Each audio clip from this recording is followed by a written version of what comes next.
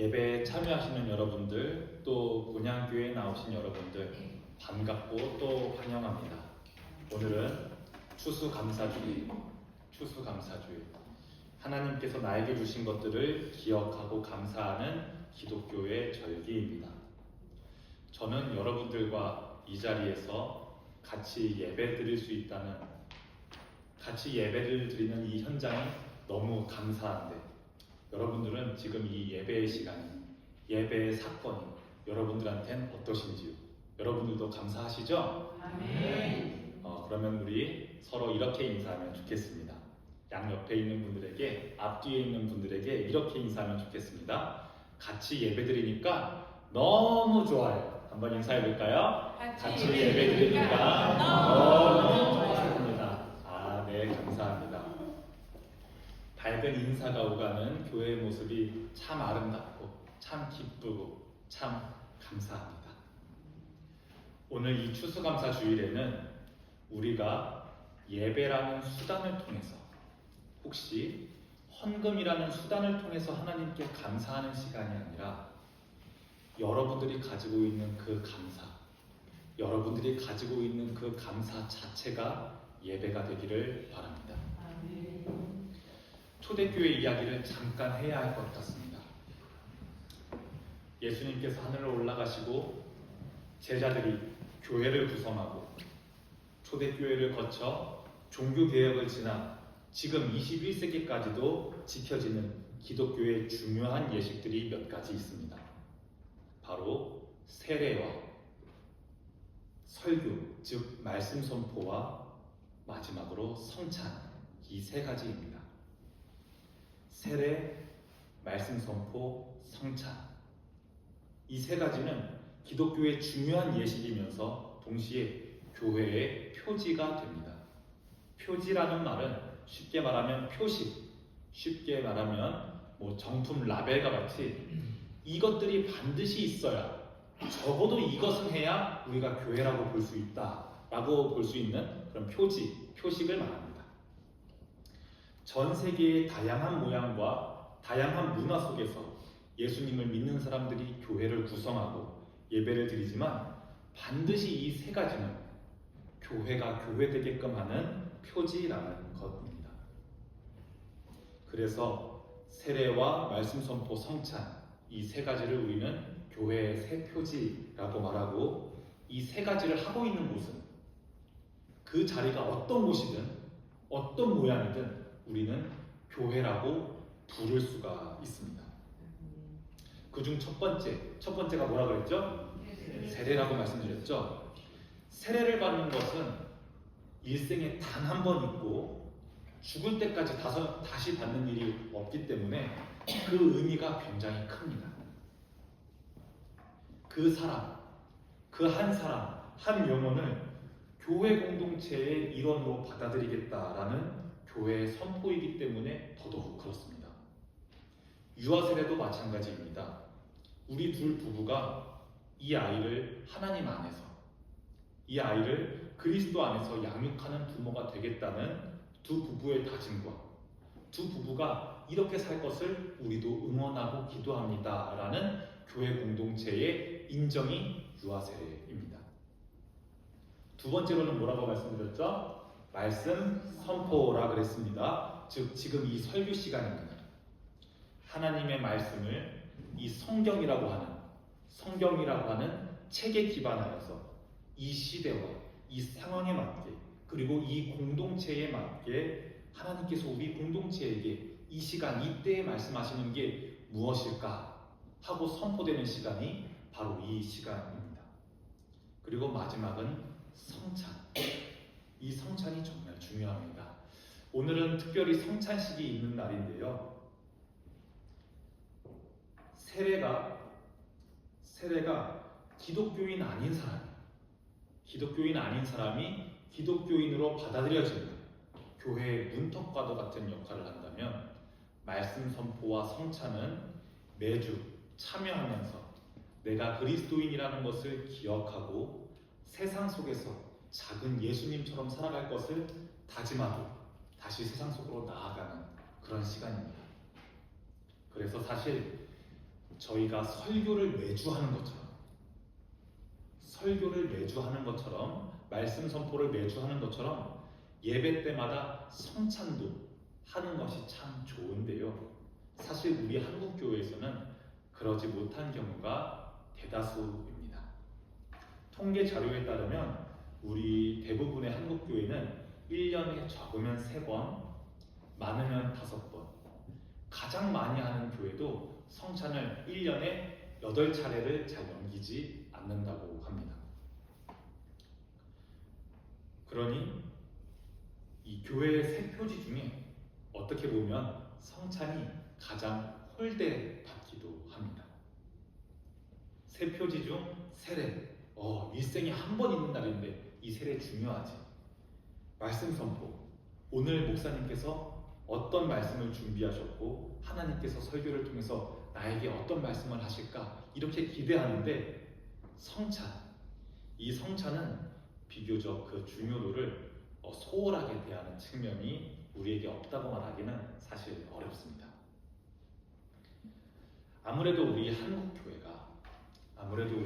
기독교가 미국의 대각성 운동에 영향을 받아서 복음이 전파되는 곳이다 보니 예배를 가슴 뜨겁게 드리고 설교도 카리스마 있고 목에 핏대를 세워가면서 열정적으로 설교하고 찬양과 기도도 뜨겁게 부르짖으면서 하는 그런 문화가 우리에게 있고 그런 것들을 강조하다 보니까 물론 이런 것들이 부정적이거나 나쁜 것은 아니지만 그러다 보니까 초대교회에서부터 지켜져 오던 전통적인 절기나 신앙의 선배들이 쌓아온 2000년 동안 쌓아왔던 예식, 전통 이런 것들을 다소 시대와 맞지 않는 고리타분한 것으로 여기는 그런 면이 우리 한국교회 문화 안에 조금은 있습니다. 또 다른 측면으로는 말이죠. 예배, 형식, 전통 이런 것들을 어떻게 보면 중세 가톨릭의 잔재라고 오해하는 측면도 적지 않아 있습니다. 그런데 사실 이 교회의 세 표지 중 성찬은 초대교회부터 굉장히 중요한 전통이었고 가톨릭을 비판하고 개신교의 새 시대를 연 종교개혁자들도 역시 이 성찬을 목숨처럼 생각했습니다. 언제 한번 설교한 적이 있는데요. 종교개혁자들이 당시 중세시대의 부패한 가톨릭을 여러 가지 가톨릭이 가지고 있는 부정적인 모습들, 예를 들면 믿음 없이 외식적인 신앙의 모습이나 어떤 형식만 남아있는 것들, 또 믿음에 상관없이 면죄부를 의지한다거나 나의 마음에는 전혀 감동이 없고 나의 마음에 하나님을 향한 마음이 전혀 없는데 성찬에 참여하는 것만으로도 예배에 참여하는 것만으로도 나에게 구원이 주어진다는 그런 미신적인 태도에 맞서서 종교개혁을 했지만 종교개혁자들이 이런 중세의 예배 전통을 대대적으로 뜯어 고치는 정도로 개혁했지만 끝까지 지키려고 하는 것, 끝까지 지키기를 포기하지 않은 세 가지가 있습니다. 바로 교회의 표지, 세례, 말씀 선포, 그리고 성찬입니다. 이 땅의 진정한 교회를 구분하는 표지로 신앙생활의 본질적인 역할을 감당한다고, 이 세 표지가 본질적인 역할을 감당한다고 종교개혁자들은 생각했습니다. 그래서 오늘 추수감사절을 맞아 감사와 기쁨을 함께 나누는 이 절기에 우리 본향교회도 여기 모인 성도들이 성찬을 나누려고 합니다. 무미건조한 성찬식이 아니라 형식만 남아있는 성찬식이 아니라 별 감흥 없이 어른들이 빵을 먹으니까 나도 먹고 어른들이 포도주스 마시니까 나도 마시는 그런 무의미한 성찬식이 아니라 예수님이 죽으신 것 때문에 우울하고 슬픈 성찬식이 아니라 감사와 사랑이 넘치는 그런 성찬식을 오늘 우리가 나누려고 합니다. 성찬식은 우리의 선입견과는 다르게 슬픈 행사가 아닙니다. 잠깐 우리 성경 속으로 들어가 보겠습니다. 오늘 읽은 7절을 보니 6월절이 되었습니다. 6월절, 하나님께서 애굽에서 우리를 건져주신 날, 10번째 재앙을 우리에게 임하게 해주지 않고 패스해주신 날, 넘겨주신 날, 6월절입니다. 애굽에서 해방된 날을 기념하는 중요한 절기라서 예수님도 제자들도 이 날을 지키기 위해 수도 예루살렘으로 올라왔습니다. 예수님과 제자들뿐만 아니라 6월절을 지키려고 예루살렘에 오는 순례자들이 굉장히 많았고 군중들도 많아졌습니다. 애굽으로부터 해방된 날을 기념하는 날이기에 우리나라의 광복절처럼 큰 축제입니다. 많은 사람들은 수도에 모여서 2000년 전에 애굽에서 해방된 그 기쁨을 기억합니다. 그리고 동시에 지금 우리를 압제하고 있는 로마의 압제로부터 해방될 것을 기대하면서 이 축제를 만끽하고 있습니다. 그리고 사실 꽤 많은 사람들이, 적지 않은 사람들이 이제 인기가 좀 많아진 예수님, 3년 동안이나 공생의 사역을 하셔서 이제 이스라엘 사람들은 어느 정도 예수님을 다 알고 있는데, 이런저런 수많은 기적을 보여줬던 그 예수님이 이 6월절을 맞아, 이 해방의 날을 맞아 이스라엘의 새로운 왕이 되어서 로마로부터 벗어나 새로운 새 시대를 열 것을 기대하는 사람들이 꽤 많아졌습니다. 그리고 예수님께서 이렇게 혁명을 통해 새로운 이스라엘의 왕이 되기를 사실은 제자들도 바라고 있었습니다.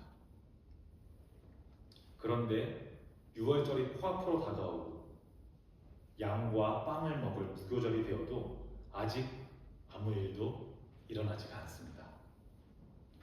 6월절의 바로 하루 전날 예수님께서는 어떤 말씀을 해주실까? 어떻게 우리 선생님이 로마 군인들을 하나님의 능력으로 무찌르고 새로운 이스라엘 왕국을 통치하실까? 제자들은 기대했을 것 같습니다. 기대와 함께 긴장과 함께 예수님께서 입을 떼시기를 기다리는 제자들에게 예수님께서 자리에 앉으셔서 말씀하십니다. 그런데 다른 게 아니고 같이 먹을 것을 말씀하십니다. 이 떡을 먹으라. 이것은 내 몸이니 너희를 위해 주는 것이다. 또 말씀하십니다. 이것을 마셔라. 이 잔은 새 언약의 피다. 너희들을 위해서 흘리는 내 피다. 제자들은 어안이 벙벙했습니다. 우리는 로마를 무찌르고 회복될 이스라엘을 꿈꾸는 그런 작전을 기대했는데, 우리는 새로운 왕국의 청사진을 기대했는데, 우리는 혁명과 유토피아를 기대했는데, 예수님은 고작 같이 모여서 빵과 잔을 나눠 먹을 것을 말씀하십니다.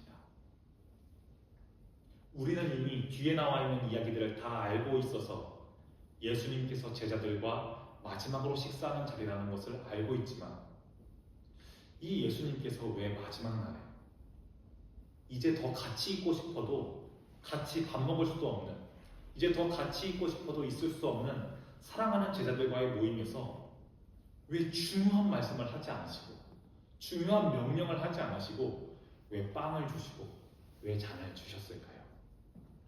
정녕 로마로부터의 해방보다, 정녕 새로운 이스라엘 왕국보다 모여서 먹고 마시는 게 더 중요했던 것일까요?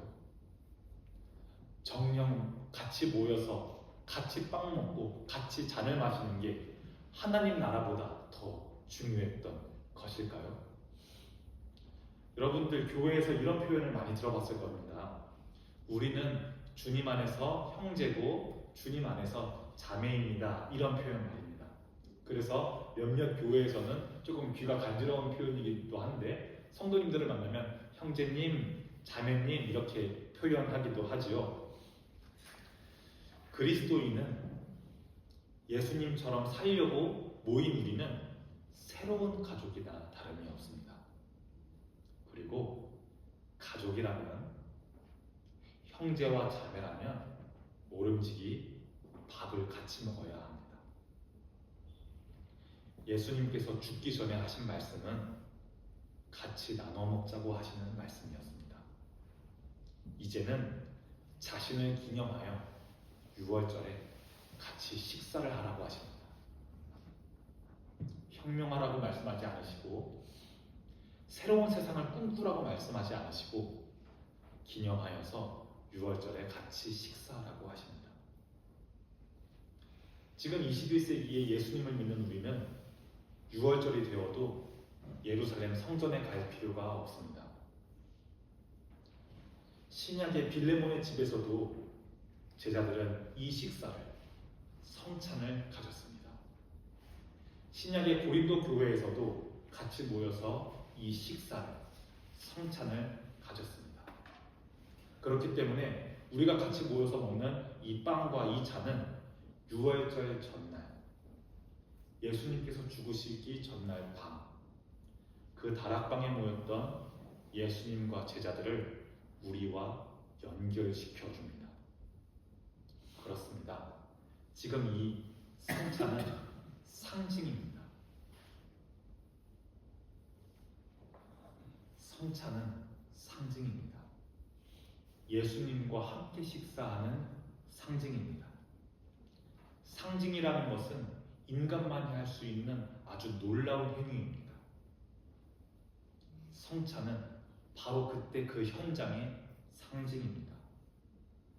그래서 우리는 성찬을 하면서 예수님과 제자들이 모였던 그 다락방의 마지막 만찬에 우리도 참여합니다. 빌레몬의 집에서 그랬던 것처럼, 고린도 교회 교인들이 그랬던 것처럼 2000년 동안 교회의 표지로서 신앙의 선배들이 그랬던 것처럼 우리는 성찬을 하면서 그 만찬에 참여합니다. 지금 여기 있는 이 빵, 지금 여기 있는 이 잔은 그때 그 만찬을 상징합니다. 우리가 사랑하는 사람에게, 사랑해, 남자친구에게, 여자친구에게 사랑해 이렇게 말로 고백합니다. 이렇게 말로 나의 사랑을 표현합니다. 그런데 사랑한다고 말로만 하는 것도, 말로만 고백하는 것도 사랑이긴 하지만, 사랑한다고 말을 하면서 준비한 예쁜 꽃다발을 전해준다고 한번 생각해 보십시오. 사랑한다고 말로만 하는 것과 사랑한다고 말하면서 준비한 예쁜 꽃다발을 건네주는 것, 둘 다 사랑하는 마음이 전달되겠지만 이 둘은 서로 아주 다른 경험입니다. 왜냐하면 꽃다발 속에는 상징이 담겨있기 때문입니다. 꽃다발은 사랑한다고 하는 그 말이 얼마나 진심인지 보여줍니다.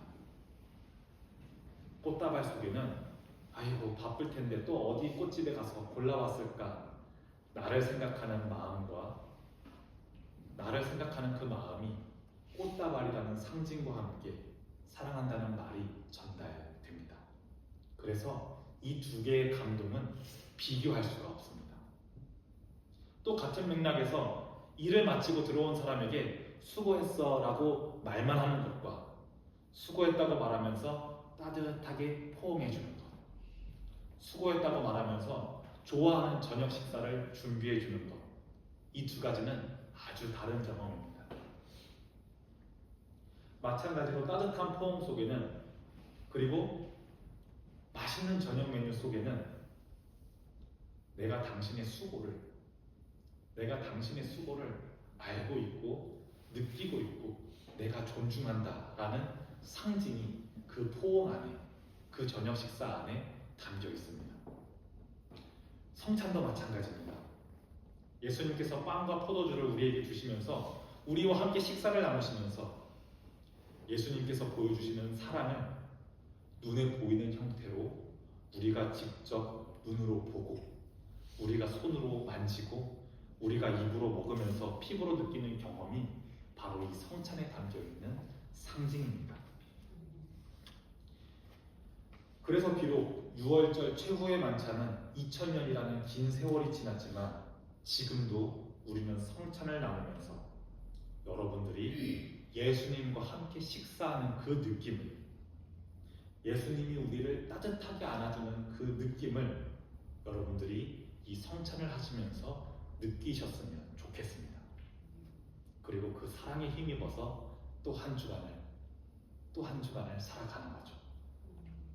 아무리 직장이 힘들어도, 아무리 학교가 힘들어도 부모의 사랑을 듬뿍 먹은 자녀는 내일의 현관문을 씩씩하게 나서는 것처럼 말입니다. 그런 겁니다. 그래서 성찬은 우울함보다는 감사이고요. 그래서 성찬은 예수님이 죽을 거라는 슬픔보다는 우리와 함께 계신다는 기쁨입니다. 우리나라 말로 성찬이라고 하는 단어는 영어로는 커뮤니온이라고 번역되고, 신약교회 공동체가 사용했던 헬라어로는 유카리스트 혹은 유카리스티아라고 번역됩니다. 영어 단어 커뮤니온은 공동체라는 단어를 뜻하는 커뮤니티와 같은 어원을 가지고 있습니다.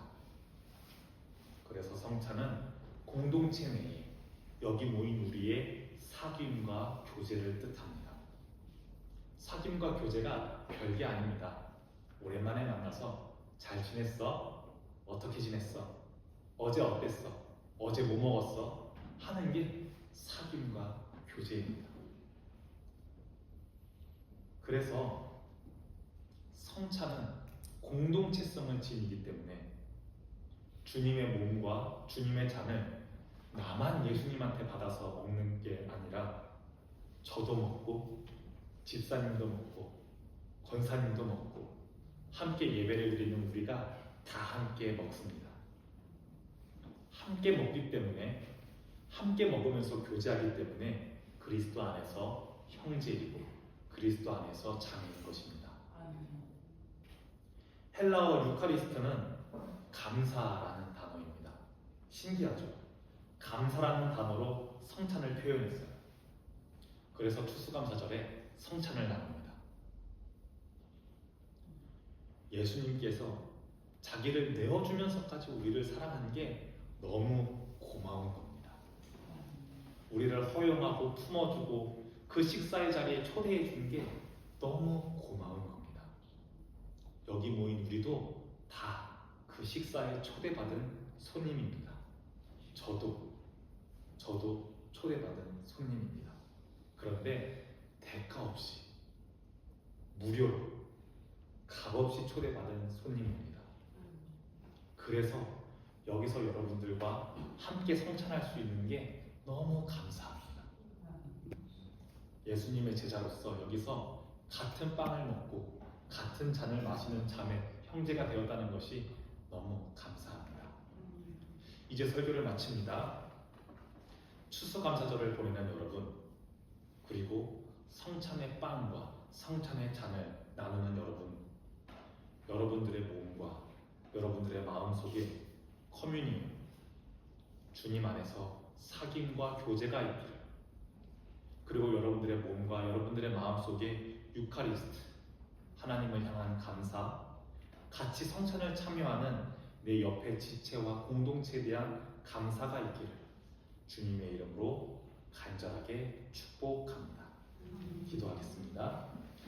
은혜로우신 하나님, 우리가 추수의 기쁨과 주님의 희생을 함께 기념하며 감사의 성찬을 나누게 하심에 감사합니다.